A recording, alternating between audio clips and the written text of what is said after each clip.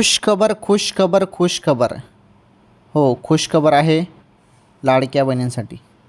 हे बघा, लाडकी बहीण योजनेमार्फत दरमहा तुम्हाला 1500 रुपये मिळतात. ओके.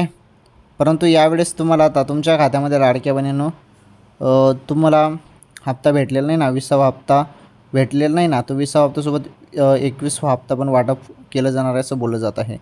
आणि एकीकडे KYC ज्या बहिणींनी दुरुस्ती केली ना, त्यांच्यासाठी पण महत्त्वाची माहिती आहे. ज्यांनी KYC दुरुस्ती केली त्यांना 4 महिन्याचे 6,000 रुपये मिळण्याचे चान्सेस आहेत. ओके.